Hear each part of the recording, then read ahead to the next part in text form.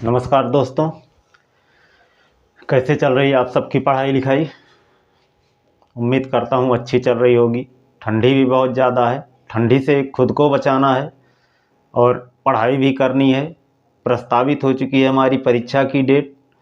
हम कितनी मेहनत कर सकते हैं, कितना ताकत झोंक सकते हैं, इसी एक महीने के अंदर अंदर सब कुछ करना है और इसी में तैयार होकर के अपने दिमाग को फ्रेश करके आगे पेपर के लिए तैयार भी होना है। तो हम एक मैराथन क्लास आप लोगों के लिए लेके आए हैं। आइए इसकी शुरुआत करते हैं। पहला प्रश्न है, काजीरंगा अभयारण्य स्थित है मध्य प्रदेश, कार निकोबार, असम या उत्तर प्रदेश। पहला प्रश्न हमारा आ चुका है। पहले प्रश्न का पहला जो ऑप्शन है मध्य प्रदेश, कार निकोबार, असम और उत्तर प्रदेश। तो इसकी जो अवस्थिति है ये असम राज्य में स्थित है और लगभग 2996 हेक्टेयर क्षेत्र में फैला है। यह ब्रह्मपुत्र घाटी बाढ़ के मैदान में एकमात्र सबसे बड़ा अविभाजित और प्रतिनिधि क्षेत्र है। इस उद्यान को वर्ष 1974 में बनाया गया था। इसे वर्ष 1985 में यूनेस्को की विश्व धरोहर घोषित किया गया। इसे वर्ल्ड लाइफ इंटरनेशनल द्वारा एक महत्वपूर्ण पक्षी क्षेत्र के रूप में मान्यता दी गई थी। तो इसका भी ध्यान रखना। प्रश्न कहीं से भी आए उत्तर छूटना नहीं चाहिए। तो इसका सही उत्तर होगा असम। ठीक है। दूसरा प्रश्न है, ऊटक मंडल पर्यटन स्थल किस राज्य में स्थित है? तमिलनाडु, केरल, तेलंगाना या कर्नाटक। ऊटक मंडल या ऊटी के नाम से प्रसिद्ध है। तमिलनाडु राज्य में समुद्र तल से लगभग 7320 फुट की ऊंचाई पर स्थित यह कालीकट से 55 मील लगभग 88 किलोमीटर की दूरी पर स्थित एक स्वास्थ्यवर्धक पर्वतीय क्षेत्र है।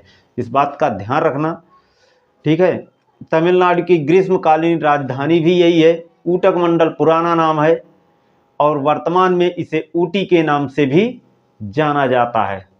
तो दोस्तों पूरा निचोड़ निकाल के रखेंगे हम इसमें। दक्षिण भारत का मुख्य क्षय निवारक केंद्र, वनस्पति उद्यान तथा राजकीय सिनकोना केंद्र कहाँ पे स्थित है? तो ये यही तमिलनाडु के ऊटी में ही स्थित है। तो इसका सही उत्तर है तमिलनाडु। तीसरा प्रश्न आ चुका है। तीसरा प्रश्न है, नासिक किस नदी के किनारे या तट पर बसा है? नर्मदा, गोदावरी, कृष्णा या महानदी तट। नासिक किस नदी के तट पर बसा है? तो आपके सामने ऑप्शन आ चुके हैं। इन ऑप्शनों में से आपको चुनाव करना है और इसी तरीके से ऑप्शन आपको परीक्षा में भी मिलेंगे। तो नासिक किस नदी के तट पर बसा है? तो गोदावरी नदी के तट पर। प्रश्न चौथा है, सवाना जलवायु कहाँ पाई जाती है? सवाना प्रकार की जलवायु शॉर्ट वीडियो में कई बार डाल चुका हूँ। अफ्रीका में, उत्तरी अमेरिका में, यूरोप में या अंटार्कटिका में। तो सवाना प्रकार की जो जलवायु है ये कहाँ पाई जाती है? कहीं पे सवाना नाम से, कहीं पे उष्णकटिबंधीय नाम से। तो यह एक उष्णकटिबंधीय आर्द्र और शुष्क जलवायु है। इसे सूडान जलवायु भी कहते हैं। ज़्यादातर सवाना जो प्रसिद्ध है ये सूडान में ही प्रसिद्ध है। उष्णकटिबंधीय सवाना जलवायु में अक्सर घने जंगल के बजाय पेड़ों से जो वहाँ जड़ें निकलती हैं वो घास की निकलती हैं। यहाँ पे बड़े बड़े घास के मैदान पाए जाते हैं। उष्णकटिबंधीय सवाना जलवायु सबसे अधिक अफ्रीका, एशिया और दक्षिण अमेरिका में पाई जाती है।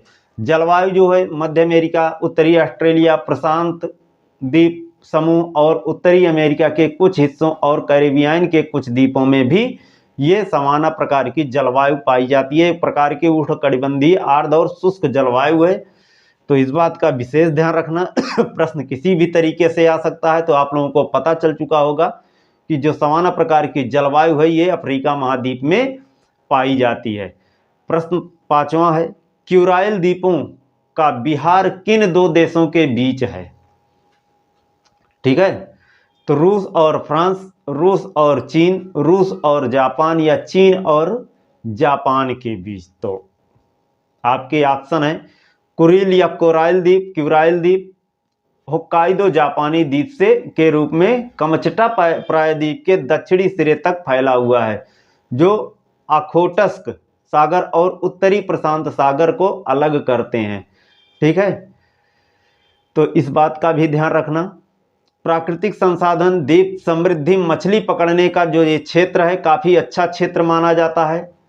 यहाँ पे तेल व गैस के अपतटीय भंडार भी पाए गए हैं, इसीलिए काफ़ी प्रसिद्ध भी है क्यूराइल द्वीप। संस्कृति महत्व से जापानी लोग विशेष रूप से होक्काइडो में द्वीपों से भावनात्मक रूप से जुड़े हुए हैं, तो ये इस द्वीप पर अपना दावा करते हैं। तो यहाँ पे बिहार नहीं है, ये विवाद है, क्यूराइल द्वीपों का विवाद किन दो देशों के बीच है, तो आप लोगों को पता चल चुका होगा, रूस और जापान के बीच ये विवाद है, ये विवादित द्वीप है। ठीक है, इस बात का भी ध्यान रखना। तो दोस्तों ये आपको पूरा निचोड़ देंगे, पूरा वीडियो देखना, पूरा तो इसी प्रकार हम 4-5 वीडियो लेके आएंगे। प्रश्न 6वां आ चुका है, ऑस्ट्रेलिया के किस भाग में सवाना जलवायु पाई जाती है? प्रश्न ये भी अच्छा है, अभी सवाना जलवायु की बात कर रहे थे, तो ये क्वींसलैंड के भाग पे सवाना जलवायु पाई जाती है, ये ऑस्ट्रेलिया का उत्तरी भाग है। ठीक है, 7वां प्रश्न है, वोल्टा नदी परियोजना किस देश की परियोजना है? घाना, ऑप्शन है घाना, युगोस्लाविया, युगांडा और चिली। तो वोल्टा नदी परियोजना एक परियोजना है, ये किस नदी पर, किस देश की है? तो ये घाना की है, ध्यान रखना, इंपॉर्टेंट है। वोल्टा नदी कई बार एग्जामों में आ चुका है, ये आपका प्रीवियस ईयर पेपर का हल है। प्रश्न 8 है, नर्मदा नदी का उद्गम स्थल है? मैकाल पहाड़ी, महादेव पहाड़ी, अमरकंटक पहाड़ी या फिर बाबा बूदन पहाड़ी।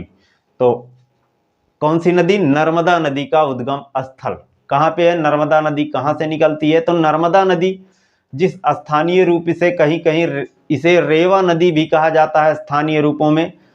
ठीक है, तो इस बात का भी ध्यान रखना, कभी कभी प्रश्न आ सकता है कि रेवा किस नदी का नाम है? तो रेवा नर्मदा का नाम है।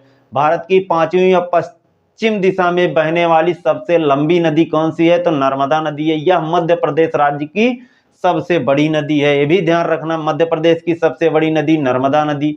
पश्चिम दिशा की ओर बहने वाली सबसे बड़ी नदी नर्मदा नदी। भारत की 5वीं सबसे बड़ी नदी तो नर्मदा नदी। नर्मदा मध्य प्रदेश, महाराष्ट्र और गुजरात में बहती है। इसका जो बहाव क्षेत्र है ये 3 राज्यों में है, मध्य प्रदेश, गुजरात और महाराष्ट्र। इसे अपने जीवनदायी महत्व के लिए मध्य प्रदेश और गुजरात की जीवन रेखा भी कहा जाता है।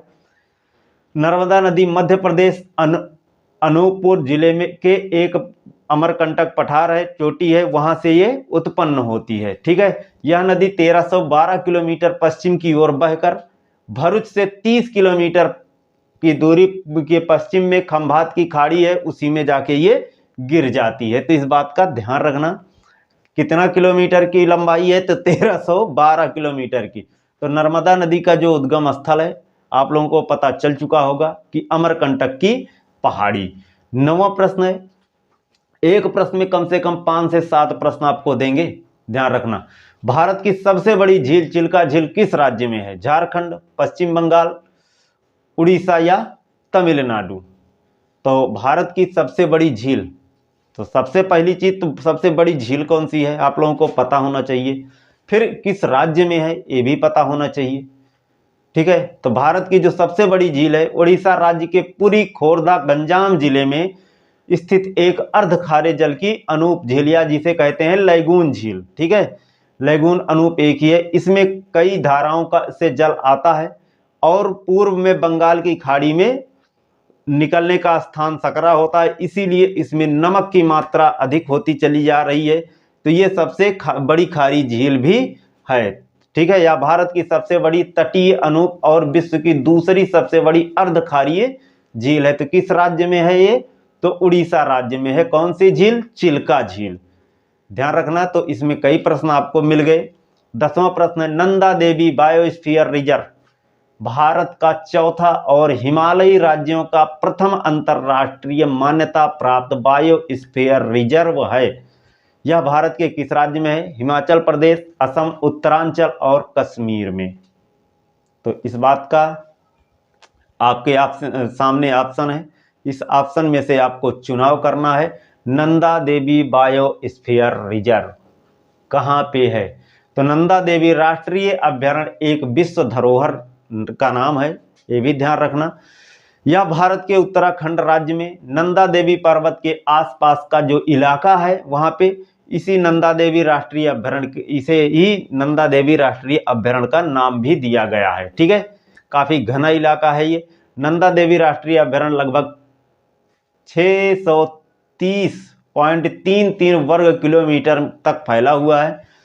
उत्तर भारत का विशालतम अभयारण्य है, जिसे 1982 में राष्ट्रीय उद्यान घोषित किया गया और फूलों की घाटी राष्ट्रीय उद्यान सहित 1988 में विश्व संगठन यूनेस्को द्वारा विश्व धरोहर के रूप में इसे घोषित कर दिया गया। यह यूनेस्को की विश्व बायोस्फीयर रिजर्व की सूची में 2004 में सम्मिलित किया गया या अंकित किया गया। तो इस बात का भी ध्यान रखना। अब इसमें से आपको 5 से 7 प्रश्न यहां भी मिल गए, तो इसका सही उत्तर है उत्तराखंड। ठीक, पूरी तरीके से इसको निचोड़ेंगे आज हम, पूरा तरीके से ध्यान रखना। सिर्फ एयरफोन कान में लगाना और सुनते जाना है बस। 11वां प्रश्न है, राष्ट्रीय पर्यावरण शोध संस्थान किस स्थान पर स्थित है? कानपुर, मुंबई, नागपुर या कलकत्ता?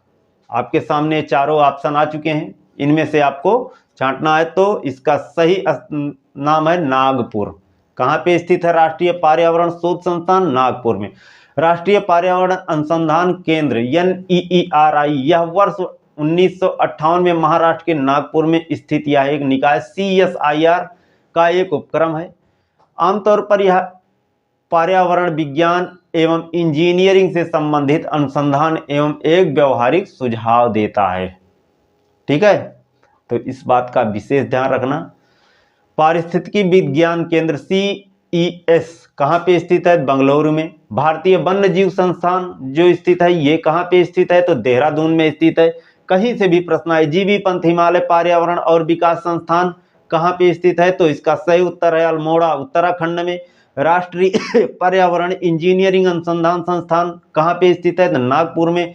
कपास अनुसंधान के लिए केंद्रीय संस्थान कहां पे स्थित है? तो नागपुर में स्थित है। कहीं से भी प्रश्न आए, कहीं से भी प्रश्न आए, अगर सारे अनुसंधान संस्थान मैं आपको ला के दे रहा हूं, आप लोग सिर्फ एक इसका स्क्रीनशॉट लेते हुए चलिए और साथ साथ में नोट्स बनाना बहुत अच्छी बात है। अगर आप अभी तत्काल में हमारा वीडियो जैसे जैसे चल रहा है आप नोट्स बनाते जा रहे हैं, तो इसका मतलब एक बार नहीं, आप 3 से 4 बार उसका रिवीजन कर रहे हैं। पढ़ने में पहले सुनेंगे, उसको पढ़ेंगे, उसको लिखेंगे, उसके बाद फिर से उसको जब मिलाएंगे तब कितना बार हो गया? 4 से 5 बार। ठीक है, तो इस बात का ध्यान रखना। राष्ट्रीय सरकरा अनुसंधान संस्थान कहां पे स्थित है? तो कानपुर में। भारतीय दलहन अनुसंधान संस्थान कहां पे स्थित है? कानपुर में। भारतीय कृषि अनुसंधान संस्थान कहां पे स्थित है? तो नई दिल्ली में। भारतीय पशु चिकित्सा अनुसंधान संस्थान कहां पे स्थित है? तो उत्तर प्रदेश के बरेली जिले में स्थित है। इंदिरा गांधी विकास अनुसंधान संस्थान कहां पे स्थित है? तो मुंबई में स्थित है। एकदम रट जाना चाहिए आप लोगों को, इसमें कोई दिक्कत ही नहीं होनी चाहिए, क्योंकि यहां से एक प्रश्न निश्चित ही आता है। 100% गारंटी के साथ किसी न किसी अनुसंधान संस्थान को हर परीक्षा में उठाया जाता है, इस बात का विशेष ध्यान रखना। इंदिरा गांधी परमाणु अनुसंधान केंद्र कहां पे स्थित है? कलपक्कम, तमिलनाडु का जिला है कलपक्कम में। प्लाज्मा अनुसंधान संस्थान कहां पे स्थित है? तो गांधीनगर, गुजरात में। Jawaharlal institute of post graduate medical education and research कहां पे स्थित है? तो पांडिचेरी में स्थित है। ठीक है, इसको भी नोट्स में अपना स्क्रीनशॉट ले लेना या नोट्स बना लेना, स्क्रीनशॉट में भेज दूंगा वहां से सॉरी, वहां से आप लोग इसको ले लेना, या फिर बोलते जा रहा हूं साथ साथ नोट्स बनाते हुए जाइए। जवाहर नेहरू उन्नत वैज्ञानिक अनुसंधान केंद्र कहां पे स्थित है? बेंगलुरु में। समुद्री इंजीनियरिंग एवं अनुसंधान संस्थान कहां पे स्थित है? समुद्र से संबंधित है ये, तो कहां पे? कलकत्ता में। राष्ट्रीय मस्तिष्क अनुसंधान संस्थान कहां पे स्थित है? तो अपने मानेसर, हरियाणा में स्थित है। राष्ट्रीय डेयरी अनुसंधान संस्थान कहां स्थित है? तो करनाल के, हरियाणा में स्थित है। केंद्रीय औषधि अनुसंधान संस्थान कहां पे स्थित है? तो अपना उत्तर प्रदेश की राजधानी लखनऊ में स्थित है। केंद्रीय इलेक्ट्रॉनिक्स इंजीनियरिंग अनुसंधान संस्थान कहां पे स्थित है? तो पिलानी, राजस्थान का एक जिला है, वहां पे स्थित है। तो सारा का सारा मैं आपको बता दे रहा हूं, कम से कम 10 से 15 20 हो गए, 10 से 15 हो गए। आप लोग एक नोट्स बनाते हुए चलिए, बिना नोट्स बनाए कोई काम नहीं होगा परीक्षा में। आपको वीडियो काम नहीं करेगा, सिर्फ नोट्स काम करेगा, ध्यान रखना इस बात को। प्रश्न 12वां है, डायमंड हार्बर तथा सॉल्ट लेक सिटी कहाँ स्थित है? ये प्रीवियस ईयर प्रश्न है। मुंबई, कलकत्ता, वाराणसी और नागपुर। जितनी मेहनत से हम आप लोगों को ये वीडियो दे रहे हैं, तो इसका सही उत्तर है कलकत्ता। उतनी शिद्दत से आप लोग इसको देख लीजिए, कम से कम 15 से 20 प्रश्न यहां से मिलने वाले हैं आपको। प्रश्न 13वां है, मलक्का जल संधि किन दो सागरों को जोड़ती है? मलक्का जल संधि दो सागरों को जोड़ने वाली जो संधियां होती हैं, जो छोटा जल सकरा जल का रास्ता होता है उसे जल संधि कहते हैं। अरब सागर और लाल सागर और काला सागर, अंडमान सागर और दक्षिणी चीन सागर और प्रशांत सागर। ये आपके ऑप्शन है। प्रशांत महासागर और हिंद महासागर के बीच एक जलमार्ग में स्थित होने के कारण एक बहुत बड़ा महत्व है।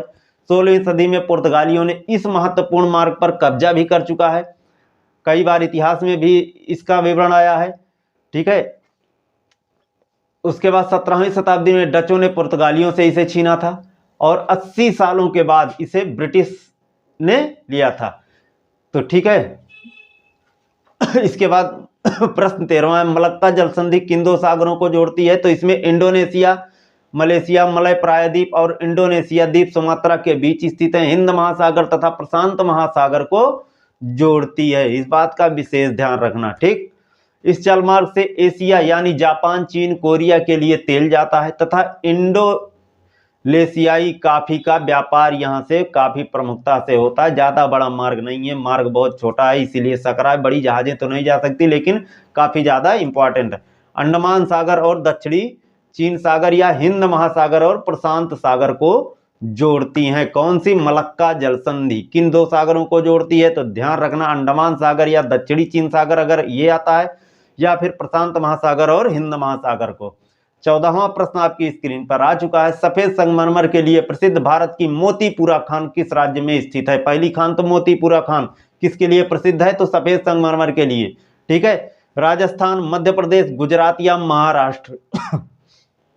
तो इसका सही उत्तर है गुजरात। ये जो खान है ये गुजरात के बड़ोदरा जिले में स्थित है, तो इस बात का विशेष ध्यान रखना। 15वां प्रश्न है, भारत में रेल मार्गों का सबसे बड़ा जाल किस राज्य में है? बिहार, उत्तर प्रदेश, महाराष्ट्र और मध्य प्रदेश। सबसे ज्यादा जो रेलवे जाल है कहां पे स्थित है? कहां है?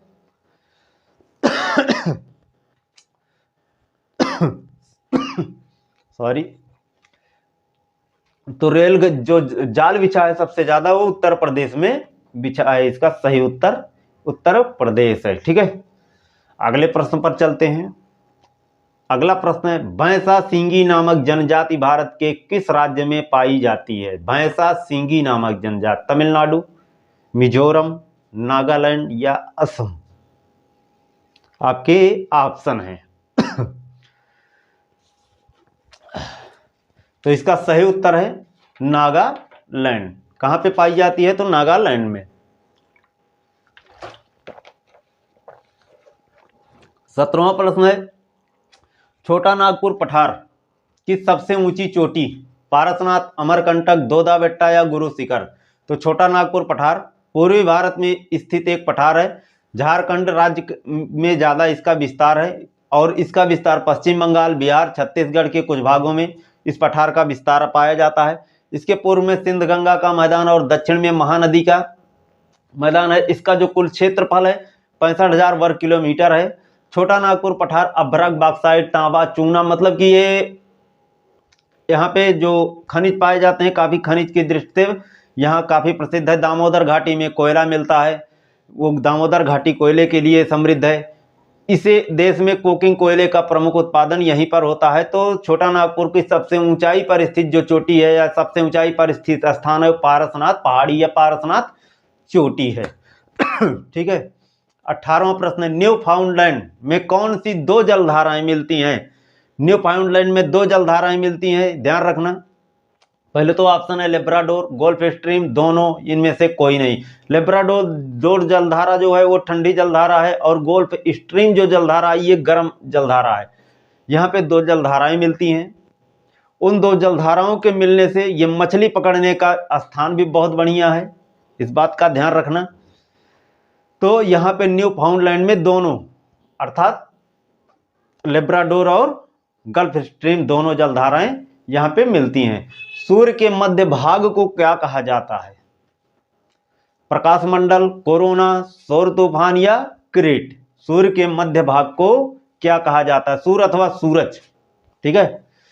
सौर मंडल के केंद्र में स्थित एक तारा जिसके चारों तरफ पृथ्वी और सौर मंडल के अन्य अवयव घूमते रहते हैं। सूर्य हमारे सौर मंडल का सबसे बड़ा पिंड है, तारा है। इसका जो व्यास है वो लगभग 13,90,000 किलोमीटर, जो पृथ्वी से लगभग 109 गुना ज्यादा बड़ा भी है।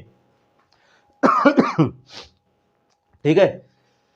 ऊर्जा जो है, ऊर्जा का इसका भंडार है। इसमें हाइड्रोजन और हीलियम गैस का एक विशाल गोले के नुमा का आकार है। इसमें सबसे ज्यादा जो पाई जाती है मात्रा हाइड्रोजन और हीलियम की।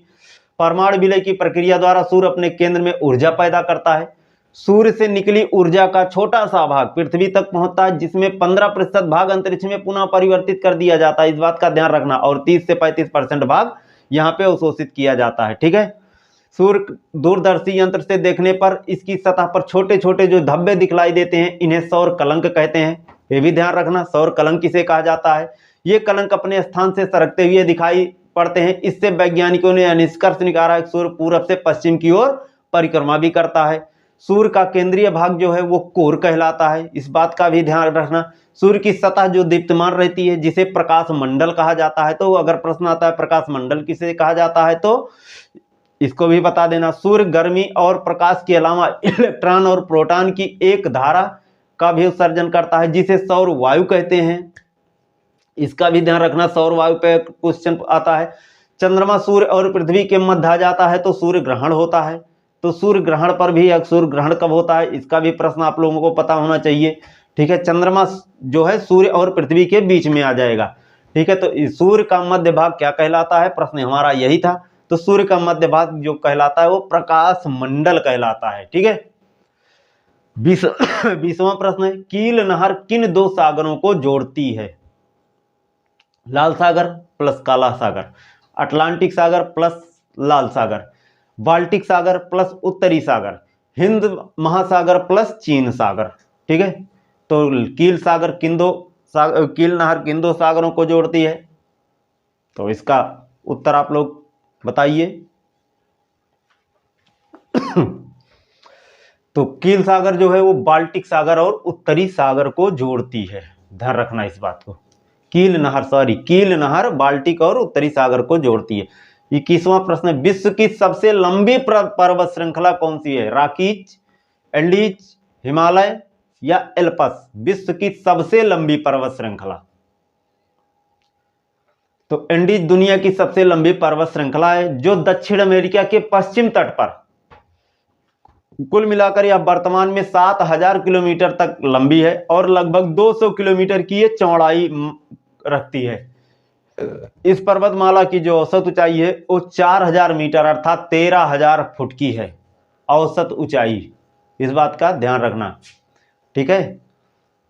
एंडीज दक्षिण अमेरिका के 7 देशों Colombia, Argentina, Chile, Bolivia, Peru, Ecuador और वेनेजुएला से गुजरती है। लेकिन चिली में जो है इसका सबसे अधिक विस्तार है। यह पर्वत श्रृंखला नवीन मोड़दार होने के साथ साथ इसका संबंध अभिसारी प्लेट जो है सीमांत होने के कारण यह भूकंप और ज्वालामुखी से संपन्न भी है, प्रभावित भी है। इस बात का ध्यान रखना। सबसे ज्यादा ज्वालामुखी यहाँ पे आते हैं और रिंग ऑफ फायर के नाम से प्रशांत महासागर वैसे भी प्रसिद्ध है। एकांकागुआ पर्वत इस श्रृंखला की सबसे ऊंची चोटी है और यह एशिया के बाहर विश्व का सबसे ऊंचा पर्वत भी है। ठीक है। तो इसका विश्व की सबसे लंबी पर्वत श्रृंखला कौन सी है तो आप लोग जान चुके हैं, एंडीज पर्वत श्रृंखला जो दक्षिण अमेरिका में स्थित है। ठीक है। इसके बाद बांधों पे आते हैं। टिहरी बांध परियोजना से निर्मित जलाशय का नाम क्या है? गोविंद बल्लभ पंत जलाशय, हुसैन सागर जलाशय, स्वामी राम तीरथ सागर जलाशय या महाराणा प्रताप जलाशय? तो कौन सा है टिहरी बांध परियोजना से निर्मित जलाशय? इसका उत्तर आप लोग भी सोचिए कुछ। तो इसका सही उत्तर है स्वामी राम तीरथ सागर जलाशय। ठीक है। प्रश्न 23वां है, ब्राजील धारा है ठंडी जलवायु जलधारा, गर्म जलधारा, ठंडी या गर्म दोनों, इनमें से कोई नहीं। 4 ऑप्शन है।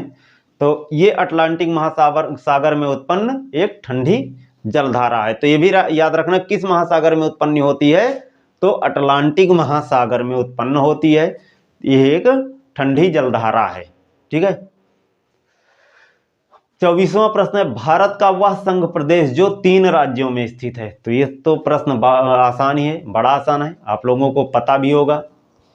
चंडीगढ़, दिल्ली, पुदुचेरी या दादर नगर हवेली, 3 राज्यों में इसका विस्तार है। तो आइए देखते हैं। सबसे पहले अंडमान और निकोबार द्वीप समूह, पोर्ट ब्लेयर। दूसरा है चंडीगढ़, संघ शासित प्रदेश हैं सब। तीसरा है दादर और नगर हवेली तथा दमन दीव एक में मिला लिया गया है। चौथा है दिल्ली, जिसकी राजधानी दिल्ली है। लद्दाख है 5वां। छठा है लक्षद्वीप, जिसकी राजधानी कवरत्ती है। 7वां है जम्मू कश्मीर। 8वां है पुडुचेरी या पांडुचेरी, इसकी राजधानी क्या कौन सी है? तो पांडुचेरी राजधानी इसकी है। ठीक है। तो ये आपके 8 संघ शासित प्रदेश भी हैं, इसका भी ध्यान रखना। प्रश्न आ सकता है कि निम्नलिखित में से कौन सा संघ शासित प्रदेश है? दमन और दीव को अलग कर दिया जाए। तो दमन दीव मिला लिया गया है, इसलिए इसका भी ध्यान रखना, विशेष ध्यान रखना। तो इसका सही उत्तर होगा पांडुचेरी। 24वें के बाद 25वां प्रश्न आ चुका है। तेलंगाना पठार को कर्नाटक पठार से कौन सी नदी अलग करती है? कावेरी, पेनगंगा, पोड़ैता या गोदावरी? 4 नदियां दक्षिण भारत की हैं, कावेरी, पेनगंगा, पोड़ैता या गोदावरी। तो गोदावरी नदी भारतीय उपमहाद्वीप के प्रायद्वीपीय भाग का या प्रायद्वीपीय भारत की सबसे बड़ी और प्रमुख नदी है। इसे दक्षिण गंगा के नाम से भी जाना जाता है। ध्यान रखना इस बात को। गोदावरी प्रायद्वीपीय भारत के उन गिनी चुनी नदियों में आती हैं जिसमें वर्ष भर जल भरा रहता है, ये भी ध्यान रखना। गोदावरी नदी का प्रवाह क्षेत्र एक अनोखा प्रवाह क्षेत्र है, जहां इस नदी का उद्गम पश्चिमी घाट पर होता है। वहीं इस नदी के दक्षिण पूर्व दिशा में प्रभावित होते हुए पूर्वी घाट को पार करके ये कहाँ गिरती है? बंगाल की खाड़ी में गिरती है। ठीक है। पश्चिमी घाट से निकल करके बंगाल की खाड़ी में गिरती है। भारत के पश्चिमी घाट में त्र्यंबकेश्वर या नासिक जिले से गोदावरी नदी का उद्गम होता है। यह स्थान त्र्यंबकेश्वर से 10 किलोमीटर की दूरी पर स्थित पहाड़ी के ऊपर एक कुंड से इस नदी का उद्गम होता है। इस बात का ध्यान रखना। ठीक है। यह नदी महाराष्ट्र, तेलंगाना, छत्तीसगढ़, मध्य प्रदेश, आंध्र प्रदेश के बड़े अपवाह तंत्र को नियंत्रित करती है। ध्यान रखना कहां कहां इसका अपवाह तंत्र है। इस नदी के प्रवाह का सबसे ज्यादा लाभ महाराष्ट्र और आंध्र प्रदेश को ही प्राप्त होता है। भले इसका अपवाह क्षेत्र तेलंगाना में है, छत्तीसगढ़ में है, लेकिन सबसे ज्यादा प्राप्त इन्हीं 2 राज्यों को होता है। अपनी कुल लंबाई का 57% भाग ये महाराष्ट्र में प्रवाहित करती है और तेलंगाना में 24 और 19% भाग आंध्र प्रदेश में।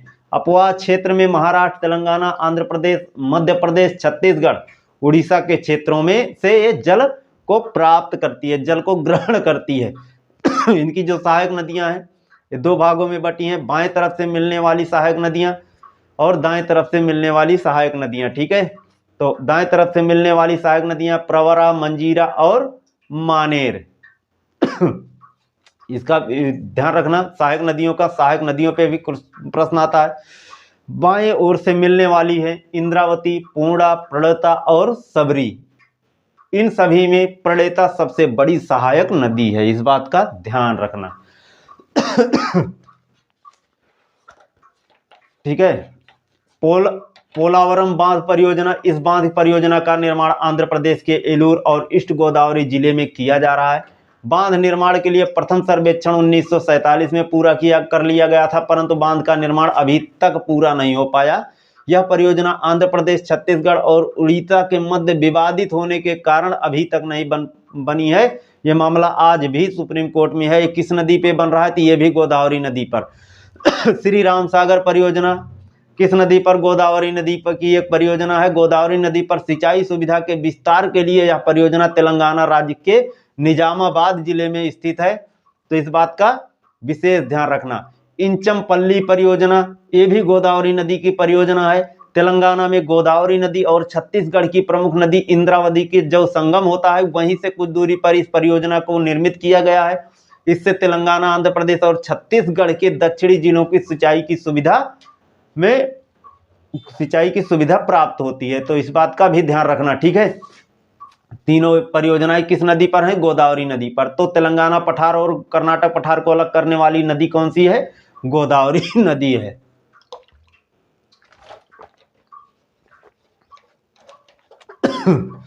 अगले प्रश्न पर चलते हैं।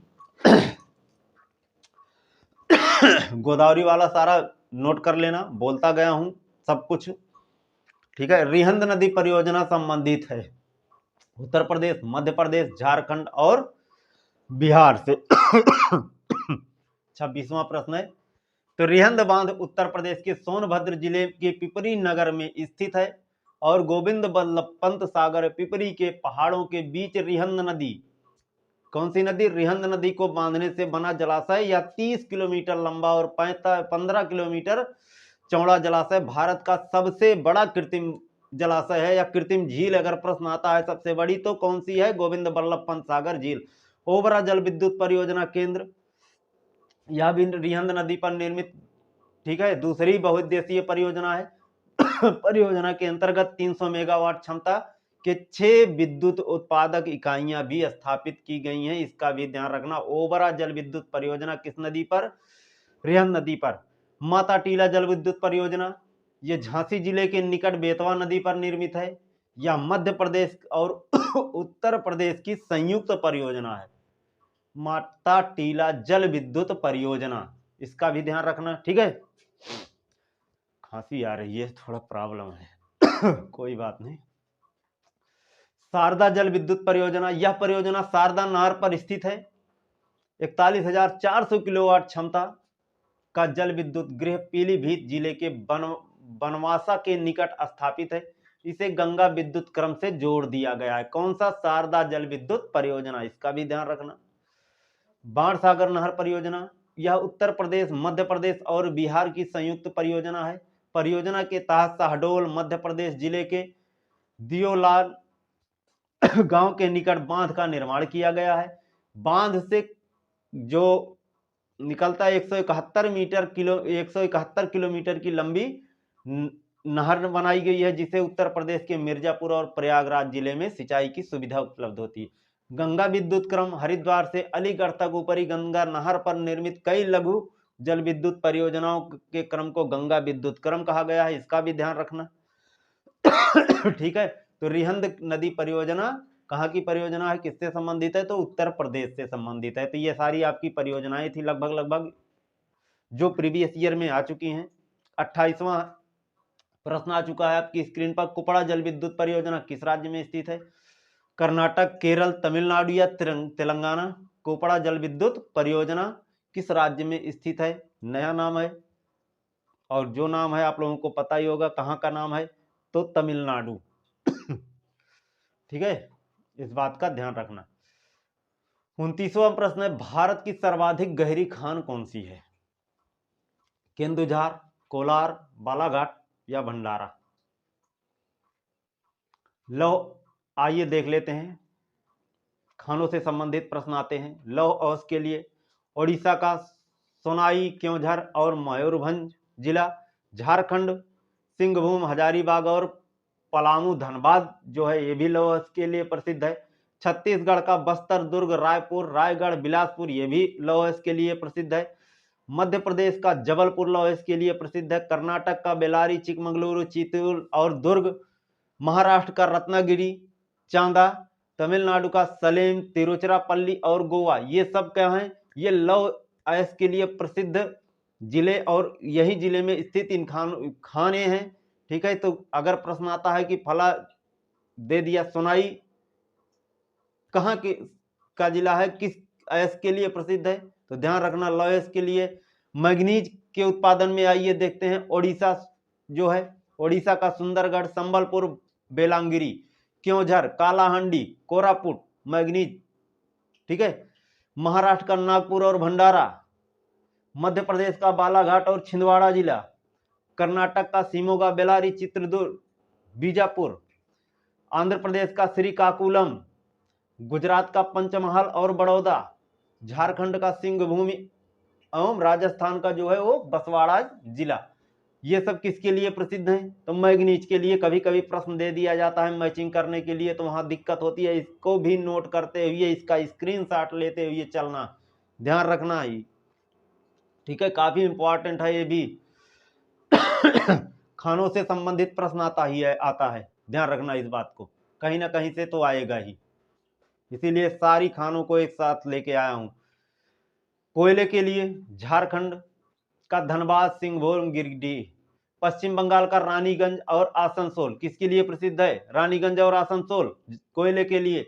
छत्तीसगढ़ का रायगढ़ कोयले के लिए प्रसिद्ध है। ओडिशा का देशगढ़ और तलचर किसके लिए प्रसिद्ध है? कोयले के लिए। असम का माकमू, लखीमपुर किसके लिए? कोयले के लिए। महाराष्ट्र का चांदा, तेलंगाना का सिंगरौली, मेघालय, जम्मू कश्मीर, नागालैंड। जम्मू कश्मीर में कोयला हिमालय की घाटियों से निकाला जाता है। 1 नंबर का कोयला वहीं मिलता है पूरे भारत में, और कहीं नहीं मिलता, ठीक है। अरुणाचल प्रदेश का नामचिक, नामफूक, ठीक है, यहां से कोयला निकाला जाता है। तो ये भी विशेष ध्यान रखना। कोयले उत्पादन के लिए जो जो नाम दिए हैं इनका भी स्क्रीनशॉट रख लेना, और बहुत ही ढंग से इसको कहीं भी जाते हुए एक बार एक पन्ने में लिखना, वहां पे देखते हुए चलना। तांबा उत्पादन के लिए आइए देखते हैं। झारखंड का सिंहभूमि, हजारीबाग। झारखंड का तो हर चीज में उत्पादन जो है, झारखंड, छत्तीसगढ़, ये तो हर चीज में मिलेगा आपको। राजस्थान का खेताड़ी, झुंझुनू, भीलवाड़ा का अलवर एवं सिरोही, सॉरी, राजस्थान का ही खेताड़ी, झुंझुनू, भीलवाड़ा, अलवर एवं सिरोही है, ध्यान रखना इस बात को। महाराष्ट्र का कोल्हापुर, कर्नाटक का चीतल दुर्ग, हासन, रायचूर, मध्य प्रदेश का बालाघाट, ठीक है, आंध्र प्रदेश का अग्निगुंडूल।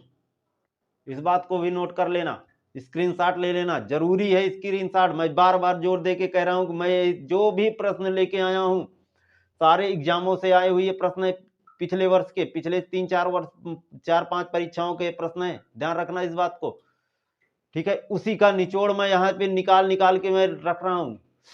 भारत की सर्वाधिक गहरी खान, यूरेनियम के लिए सबसे पहले झारखंड प्रसिद्ध है, इस बात का विशेष ध्यान रखना। रांची, हजारीबाग और सिंहभूमि से यूरेनियम प्राप्त किया जाता है, इसका भी ध्यान रखना, ठीक है। केवल झारखंड। सीसा उत्पादन में झारखंड और राजस्थान 2 राज्य, इसका भी ध्यान रखना। सीसा उत्पादन के लिए 2 राज्य। टिन उत्पादन मात्र छत्तीसगढ़, प्रश्न यहीं से फंसाया जाता है। टिन उत्पादन में छत्तीसगढ़, इसका भी ध्यान रखना।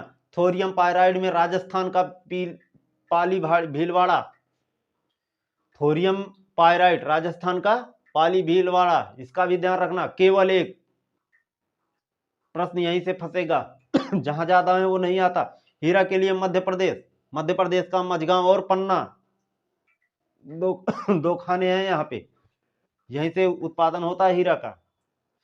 पेट्रोलियम में असम का डिगबोई, सुरमा घाटी, गुजरात का खंभात, अंकलेश्वर और महाराष्ट्र का बॉम्बे हाई, ठीक है, इसका ध्यान रखना पेट्रोलियम में।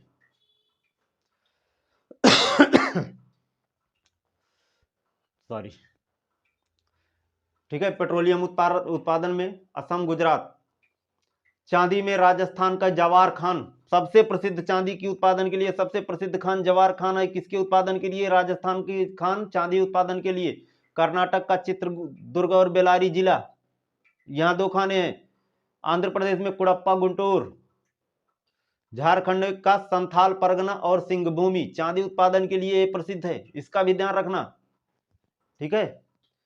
सोना के लिए देखते हैं, सोना यहाँ पे ज्यादा प्राप्त नहीं किया जाता। कर्नाटक का कोलार तथा हट्टी की खान जो है, यहाँ पे सोना नसों के रूप में प्राप्त होता है, इस बात का विशेष ध्यान रखना। सोना भारत में ज्यादा नहीं है। आंध्र प्रदेश का रामगिरी खान, अनंतपुर। तेलंगाना का वारंगल जिला। तमिलनाडु का नीलगिरी एवं सलेम जिला। झारखंड का हीराबुद्दीन खान और सिंहभूमि। सोना उत्पादन के लिए यही इतना है। सोना भारत में ज्यादा प्राप्त नहीं होता। सोना भारत में जो भी प्राप्त होता है वो नसों के रूप में प्राप्त होता है, मतलब कि जैसे कोई सांप की बिल देखा है, जो चूहा बनाते हैं, उसी बिल के अनुसार ऐसे रहता है। यहाँ पे सोना उस तरीके से प्राप्त नहीं। बॉक्साइट को देखते हैं। बॉक्साइट में उड़ीसा, झारखंड, झारखंड का कोडरमा, हजारीबाग जिला। बिहार का गया एवं मुंगेर। महाराष्ट्र में नागपुर, भंडारा और रत्नागिरी। राजस्थान, अजमेर, शाहपुर। आंध्र प्रदेश का नेल्लोर। सबसे ज्यादा समृद्ध अगर पूछा जाता है, सबसे ज्यादा समृद्ध जो है वो नागपुर, नागपुर का पठार, ठीक है, छोटा नागपुर पठार, जो 3 राज्यों में है, छत्तीसगढ़, बिहार, कुछ पश्चिम बंगाल, यही 3-4 राज्यों में है, ठीक है। तो भारत की सर्वाधिक गहरी खान कौन सी है? अब आपको इस बात का पता लग चुका होगा कि भारत में जो खाने हैं, तो सबसे ज्यादा गहरी खान कोलार की खान है, बहुत पुरान खान भी है, ठीक है। इसी कोलार की खान से एक नाम नहीं याद आ रहा है, बाद में बता देंगे, ठीक है। 30वां प्रश्न है, भारत का मानक समय उत्तर प्रदेश के किस स्थान से गुजरता है? प्रयागराज, नैनी, मिर्जापुर, फैजाबाद, अयोध्या, जो भी है, कहां से गुजरता है? तो सबसे पहले देखते हैं मानक समय। भारतीय मानक समय आईएसटी की स्थापना 1 सितंबर 1947 को हुई थी। समय के इस पैमाने को नापने का अर्थ है भारतीय समय की अंतरराष्ट्रीय मानक समय ग्रीनविच मीन टाइम जीएमटी से तुलना करने से है। जीएमटी का निर्धारण इंग्लैंड के ग्रीनविच स्थित ऑब्जर्वेटरी से होता है, इस बात का ध्यान रखना।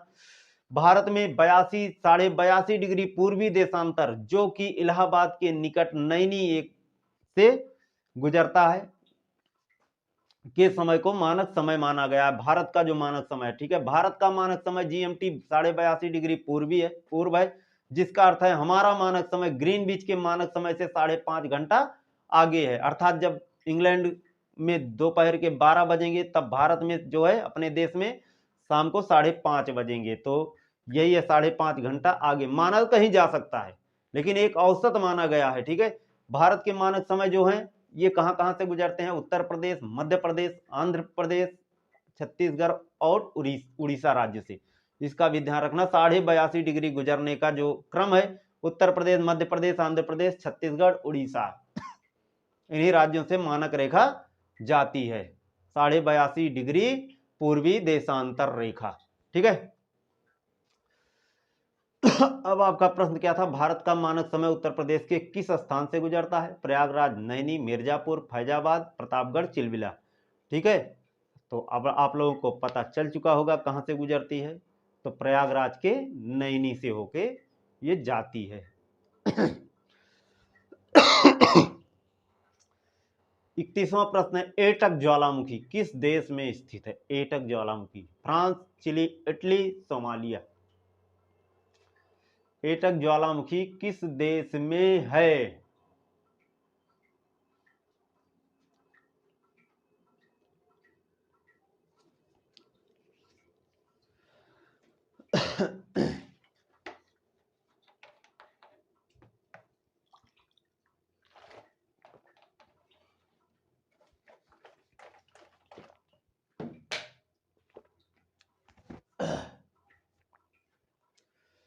फ्रांस, चिली, इटली या सोमालिया आपके ऑप्शन है। एटक ज्वालामुखी, तो इसका सही उत्तर है एटक ज्वालामुखी इटली में है, ठीक है, ध्यान रखना इस बात को। आगे बढ़ते हैं। 32वां प्रश्न है, गुजरात में ताप्ती नदी पर कौन सी परियोजना स्थापित है? गुजरात में पूछा गया है प्रश्न में, ध्यान रखना इस बात को। सरदार सरोवर परियोजना, उकई परियोजना, काकरापारा परियोजना या राणा प्रताप सागर परियोजना। गुजरात के अंदर जो परियोजना पूछी गई है, ठीक है, यह परियोजना गुजरात के सूरत शहर से 80 किलोमीटर की दूरी पर काकरापारा के पास तापी नदी पर स्थित है। यह एक सिंचाई परियोजना है जो गुजरात सरकार द्वारा वित्त पोषित है। यह स्थान काकरापारा परमाणु ऊर्जा स्टेशन के लिए भी प्रसिद्ध है, ठीक है। तो कौन सी परियोजना है?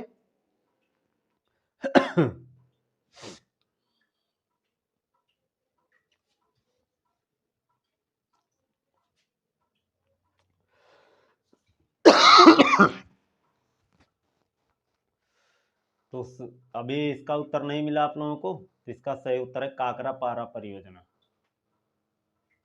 ठीक है। 33वां प्रश्न है, अरावली पर्वत की सर्वोच्च चोटी कौन सी है? त्रयंबक, गुरु शिखर, अनाई मुंडी या अन्नपूर्णा। अरावली पर्वत की सर्वोच्च चोटी। अरावली भारत के पश्चिमोत्तर भाग में स्थित बलित पर्वतमाला है, ठीक है, जो उत्तर पूर्व से दक्षिण पश्चिम दिशा में लगभग 1100 किलोमीटर की लंबाई में विस्तृत है। अरावली पर्वतमाला विश्व के सर्वाधिक प्राचीन बलित पर्वतों में से एक है। माउंट आबू में स्थित गुरु शिखर इसकी सर्वोच्च चोटी है। यह पर्वतमाला भारत में जल विभाजक का काम करती है, यह भी ध्यान रखना। इसकी जो है इस पर्वतमाला से बनास, लूनी, सखी, साबरमती नदियां भी निकलती हैं। प्रश्न आ सकता है, वर्तमान में यह पर्वतमाला जो है अवशिष्ट पर्वत के रूप में ही बची हुई है, ठीक है। इसका भी ध्यान रखना, ये एक अवशिष्ट पर्वत का उदाहरण है। प्राकृतिक संसाधनों के दृष्टि से संपन्न इस पर्वतमाला का विस्तार दिल्ली से लेकर गुजरात तक, ठीक है, विस्तृत है। इसे कई भागों में बांटा भी गया है। वर्तमान में लाल बलुआ पत्थर और अन्य खनिजों की प्राप्ति यहां से हो रही है, जिसके खनन के कारण अरावली पर्वत का अस्तित्व तेजी से समाप्त हो चुका है। सिरोही जिले का माउंट आबू शहर अरावली पर्वतमाला में स्थित राजस्थान का एकमात्र पर्वतीय पर्यटन स्थल है। यह गुजरात राज्य के पालनपुर से भी केवल 58 किलोमीटर की दूरी पर स्थित है। माउंट आबू पर्यटन स्थल के साथ साथ जैन धर्म का प्रसिद्ध तीर्थ स्थल है। प्रश्न कई बार आ चुका है। दिलवाड़ा जैन मंदिर पूरे विश्व प्रसिद्ध है, इसी पर बना हुआ है। इस मंदिर का निर्माण सफेद रंग के पत्थर से किया जा चुका है, ध्यान रखना इस बात का, ठीक है। तो अरावली पर्वत की सर्वोच्च चोटी कौन सी है, अब आपको समझ में आ चुका होगा। त्रयंबक है, गुरु शिखर है, अनाई मुंडी है, अनपुड़ा है। तो इसका सही उत्तर है गुरु शिखर, ठीक है। अगला प्रश्न है प्रश्न नंबर 34वां। वन विज्ञान एवं तकनीकी संस्थान केंद्र कहाँ स्थित है? देहरादून, बंगलौर, दिल्ली, चंडीगढ़।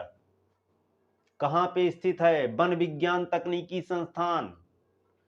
संस्थानों से भी प्रश्न आते हैं। Institute of would science and technology एक शोध संस्थान है जो बंगलुरु में स्थित है। पर्यावरण और वन मंत्रालय के भारतीय वनिकी अनुसंधान और शिक्षा परिषद जो भारत सरकार का एक उपक्रम है, अनुसंधान संस्थान को नियंत्रित करता है। यह लकड़ी विज्ञान और चंदन अनुसंधान के लिए प्रसिद्ध है, ये भी ध्यान रखना, उसी का ही केंद्र है ये, ठीक है। वन विज्ञान तकनीकी संस्थान ये कहाँ पे स्थित है? तो ये बंगलौर में स्थित है। अनुसंधान संस्थानों से भी कई प्रश्न आते हैं। 34वां के बाद 35वां प्रश्न है, जनसंख्या का सर्वाधिक संकेंद्रण किस महाद्वीप में है? एशिया में, ऑस्ट्रेलिया में, यूरोप में, अमेरिका में? तो देख लेते हैं। एशिया में 59.69%, अफ्रीका में 16.36%, यूरोप में 9.94%, उत्तरी अमेरिका में 7.79% जनसंख्या निवास कर रही है। दक्षिण अमेरिका में जो है 5.68% जनसंख्या निवास कर रही है। ओसेनिया में 0.54% जनसंख्या निवास कर रही है। अंटार्कटिका में 0.0000001% जो है प्रतिशत जनसंख्या निवास कर रही है। तो सबसे ज्यादा तो 59.69% कहाँ पे? ऑस्ट्रेलिया में। दूसरे पे आता है अफ्रीका, जहां पे 16.36% जनसंख्या निवास करती है। तो इस बात का विशेष ध्यान रखना। अब आते हैं भारत की आबादी चीन की तुलना में 2.9 मिलियन ज्यादा हो गई है। संयुक्त राष्ट्र जनसंख्या कोष ने इसके आंकड़े जारी कर चुके हैं। भारत दुनिया का सबसे ज्यादा आबादी वाला देश बन गया है। खुशियां मनाओ। भारत में 15 से 64 साल तक के लोगों की संख्या 68% है, ये भी ध्यान रखना। भारत के पास विश्व का जो कुल क्षेत्रफल है 2.4% भाग है, लेकिन यहाँ विश्व की 17% जनसंख्या को अपने सर पे रखा हुआ है, ठीक है। यहाँ पे 17% जनसंख्या निवास करती है। गंगा के मैदानी क्षेत्र विश्व का सबसे विशाल उपजाऊ वाला मैदान है और यहीं पर विश्व का सबसे सघन बसा हुआ क्षेत्र है, ये भी ध्यान रखना। सबसे ज्यादा जनसंख्या 17% गंगा के मैदान में। ब्रिटिश इंडिया में प्रथम जो जनगणना हुई थी 1872 में की गई थी। ये भी ध्यान रखना। 1947 में स्वतंत्रता के बाद 1951 से जनगणना प्रति 10 वर्ष के अंतराल पर की जाती है, ये भी ध्यान रखना। गृह मंत्रालय के अधीन रजिस्ट्रार जनरल और जनगणना आयुक्त द्वारा जनगणना की जाती है। किसके द्वारा, ये भी ध्यान रखना, ठीक है। उत्तर प्रदेश भारत का सबसे बड़ा जनसंख्या के आधार पर राज्य है। क्षेत्रफल की दृष्टि पर यह चौथे स्थान पे है। अब उत्तर प्रदेश की भी बात कर लेते हैं। 2011 की जनसंख्या के आंकड़ों के अनुसार उत्तर प्रदेश की कुल जनसंख्या 19,95,81,477। उत्तर प्रदेश को 18 मंडलों के अंतर्गत 75 जिलों में विभाजित किया गया है, यह भी ध्यान रखना। 2011 में 19,95,81,447 की जनसंख्या के साथ उत्तर प्रदेश भारत का सर्वाधिक जनसंख्या वाला राज्य बन गया था। भारत की 16.49% आबादी यहाँ पे निवास करती है, सिर्फ उत्तर प्रदेश में, ठीक है। कानपुर राज्य सर्वाधिक जनसंख्या वाला नगर है, कानपुर, ठीक है, राज्य का सर्वाधिक जनसंख्या वाला नगर उत्तर प्रदेश। राज्य का जो जनघनत्व है 2148 व्यक्ति प्रति मील वर्ग किलोमीटर। उत्तर प्रदेश के सर्वाधिक जनसंख्या वाले जिले हैं प्रयागराज, मुरादाबाद, गाजियाबाद, आजमगढ़, लखनऊ, जिनमें सबसे ज्यादा प्रश्न आता है सर्वाधिक जनसंख्या वाला जिला, तो ध्यान रखना प्रयागराज सर्वाधिक जनसंख्या वाला। यदि दूसरा पूछा जाता है तो मुरादाबाद, तीसरा पूछा जाता है तो गाजियाबाद, चौथा पूछा जाता है तो आजमगढ़, पांचवा लखनऊ, छठवां कानपुर नगर, और नगरों में सबसे ज्यादा कानपुर। ध्यान रखना, नगरों की सबसे ज्यादा जनसंख्या कानपुर की है और जिले में प्रयागराज की, ठीक है। उत्तर प्रदेश के सबसे कम आबादी वाले जिले की अगर बात करें, इसमें सबसे पहले स्थान पर आता है महोबा जिला। साल 2011 में यहाँ की जनसंख्या जो थी वो 8,75,958 दर्ज की गई थी। इस बात का भी ध्यान रखना, नोट कर लेना इसको। दूसरा सबसे कम आबादी वाला जिला जो है वो चित्रकूट है। दूसरा सबसे कम आबादी वाला जिला चित्रकूट। तीसरा सबसे कम आबादी वाला जिले की बात करें तो 2011 की जनगणना के अनुसार हमीरपुर जिला।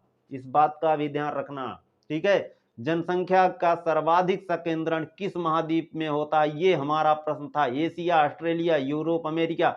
अब इस बात का आप लोगों को पता चल चुका है। जब भारत में इतनी जनसंख्या, दूसरे स्थान पर चाइना, तो स्वाभाविक है एशिया में सबसे ज्यादा जनसंख्या संकेंद्रण है। 36वां प्रश्न आ चुका है। विश्व का सर्वाधिक व्यस्त जल मार्ग कौन सा है?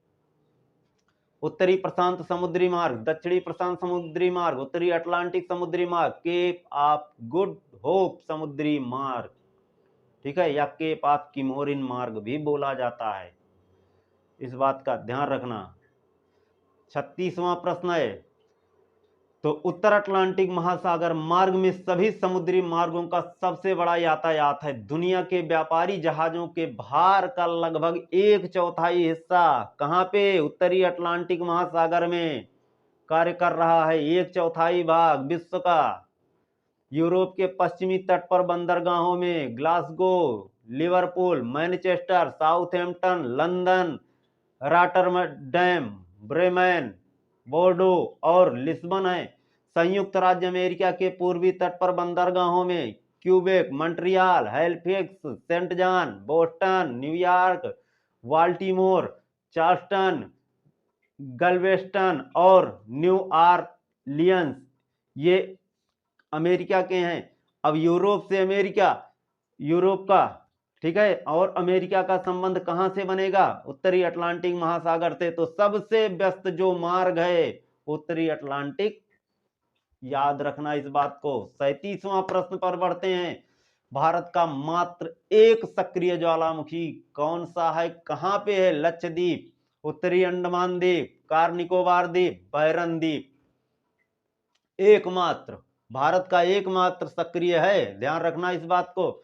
भारत में 2 ज्वालामुखी हैं। पहला बैरन ज्वालामुखी जो बैरन द्वीप अंडमान निकोबार द्वीप समूह के मध्य अंडमान के पूर्व में अवस्थित है।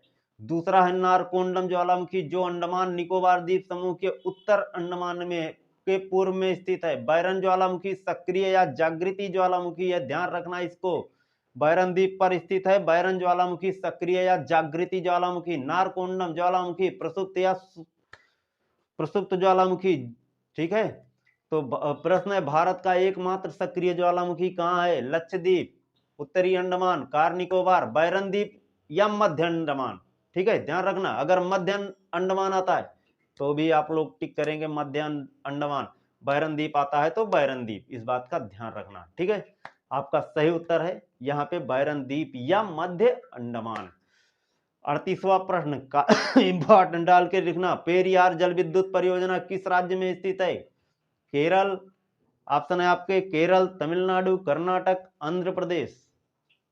पेरियार जल विद्युत परियोजना, पेरियार नदी केरल के पश्चिमी घाट से निकल करके पश्चिम में प्रवाहित होती है और अरब सागर में जाके गिरती है। ये एक तीव्र ढाल वाली नदी है, इस तरीके से काफी तेज प्रवाहित होती है, इसी कारण इसे समांतर प्रतिरूप का निर्माण करती है, इसे समांतर प्रतिरूप भी कहा जाता है। भारत के केरल राज्य की यह सबसे लंबी नदी है जिसकी लंबाई 244 किलोमीटर है। केरल की सबसे लंबी नदी, इस पर पेरियार जल विद्युत परियोजना स्थित की गई है। इस नदी पर बना इडुक्की बांध केरल प्रांत का विद्युत आपूर्ति का प्रमुख स्रोत है। अब ध्यान रखना कौन सा बांध है? इडुक्की। तो पेरियार जल विद्युत परियोजना कहाँ की है? केरल राज्य की, इस बात का ध्यान रखना, भूलना मत। अगर अब आप भूलोगे गड़बड़ हो जाएगी, ध्यान रखना, एक बार में कोशिश करो याद करने की। 39वां प्रश्न, विश्व का सर्वाधिक ऊंचा पठार कौन सा है? दो चीज याद रखना, सर्वाधिक ऊंचा पठार और सर्वाधिक ऊंचाई पर स्थित पठार, दो हैं, एक नहीं। भूमि पर मिलने वाले द्वितीय श्रेणी के स्थल के रूप में जो मिलते हैं ये पठार ही हैं, द्वितीय श्रेणी के स्थल हैं। ठीक है, अत्यधिक महत्वपूर्ण और संपूर्ण धरातल के 33% भाग पर इनका विस्तार पाया जाता है। किनका? पठारों का, अथवा धरातल का विशिष्ट स्थल रूप जो अपने आसपास की जमीन से पर्याप्त ऊंचाई पर होते हैं, जिसका ऊपरी भाग सपाट होता है, पठार कहलाता है। इस बात का ध्यान रखना, सपाट होगा। ठीक है, अब पठारों का निर्माण भूमि के धंसने से भी हो सकता है, भूमि के उठने से भी हो सकता है, बस पठार और पर्वत में अंतर इतना है कि सपाट रहता है। विश्व का सबसे ऊंचा पठार कौन सा है? पामीर का पठार, इसे दुनिया की छत भी कहा जाता है। दूसरा है तिब्बत का पठार, विश्व की सबसे ऊंचाई पर स्थित पठार है। मंगोलिया का पठार, एशिया माइनर का पठार, अरब का पठार, अनातोलिया का पठार, यूनान का पठार, ऑस्ट्रेलिया का पठार, मेडागास्कर का पठार, अबिसीनिया का पठार, ब्राजील का पठार। बहुत सारे पठार आपको मिलने वाले हैं, बहुत सारे पठार हैं। एक आध प्रश्न कभी कभी आ जाता है पठारों से संबंधित, तो ये जैसे अभी बता रहा हूं विश्व का सर्वाधिक ऊंचा पठार और ऊंचाई पर स्थित पठार, तो इसमें आपको समझना पड़ेगा। ठीक है, तो इसका सही उत्तर होगा पामीर की पठार। पामीर का पठार नहीं है, पामीर की एक गांठ है जो कई पर्वतों के मिलने से बना हुआ है। जब हम भूगोल पे चर्चा करेंगे फिर बताएंगे। प्रश्न 40वां है, मन्नार की खाड़ी किन किन देशों को अलग करती है? भारत तथा इंडोनेशिया, भारत तथा म्यांमार, भारत तथा श्रीलंका है, या इनमें से कोई नहीं। मन्नार की खाड़ी एक उथले पानी की खाड़ी है जो हिंद महासागर के लक्षद्वीप सागर के एक भाग का निर्माण करती है। यह खाड़ी भारत के दक्षिण पूर्व सिरे और श्रीलंका के पश्चिम तट के बीच स्थित है। भारत के रामेश्वर द्वीप से लेकर के श्रीलंका के मन्नार द्वीप तक चूने पत्थर की एक रास्ता बना हुआ है। बने द्वीप को राम सेतु नामक एक श्रृंखला कही जाती है। इस खाड़ी को पाक खाड़ी से पृथक करती है। दक्षिण भारत के तिमिर बरडी नदी और श्रीलंका के अरबी नदी इसमें गिरती है। ध्यान रखना, मन्नार की खाड़ी किन दो देशों को अलग करती है? तो इसका उत्तर आप लोगों को पता चल चुका होगा। जब राम सेतु की चर्चा हो गई, उसके बाद पाक खाड़ी की चर्चा हो गई, तो अब यहां से कोई दिक्कत आपको होनी नहीं चाहिए। बहुत अच्छी तरीका से आपके दिमाग में बैठ चुका होगा। भारत तथा श्रीलंका को नहीं याद हुआ होगा तो अब याद कर लेना, भारत और श्रीलंका को मन्नार की खाड़ी अलग करती है। 41वां प्रश्न, माउंट एटना किस देश में स्थित ज्वालामुखी है? काफी इंपॉर्टेंट भी है ये, कई बार सवाल पूछा जा चुका है। इटली, अर्जेंटीना, चिली, बोलिविया ये 2 रुपए में फंसाया जाता है। अभी पूरा विवेचन करके रख देंगे कैसे एग्जामिनर आप लोगों को फंसाता है। सबसे पहले आप लोग ऑप्शन देखिए, इटली, अर्जेंटीना, सारे ऑप्शन है, ठीक है।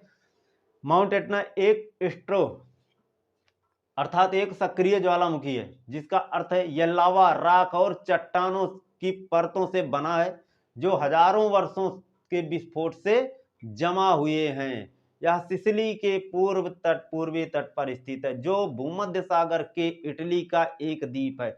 यह समुद्र तल से 3,300 मीटर की ऊंचाई पर है और लगभग 1,200 फुट की ऊंचाई पर। यह भी ध्यान रखना, ठीक है। माउंट एटना में 1500 ईसा पूर्व से लगातार विस्फोट हो रहा है।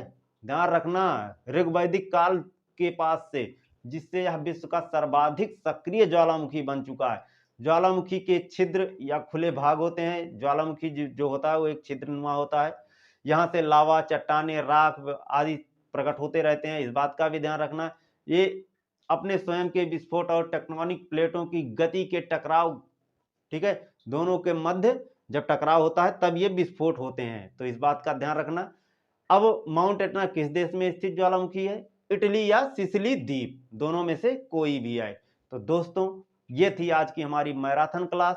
फिर हम मिलेंगे बहुत ही जल्द, 1 या 2 दिन के अंतराल पर इसी तरीके की संपूर्ण निचोड़ लेके आएंगे। आप लोग बने रहिए हमारे साथ। वीडियो अच्छी लगे तो लोगों तक पहुंचाइए। जो भी तैयारी करने वाले बालक हैं उनके पास भेजिए। किसी तरीके 18 फरवरी से पहले पढ़ लें, ठीक है। फिर मिलते हैं अगले वीडियो में। नमस्कार।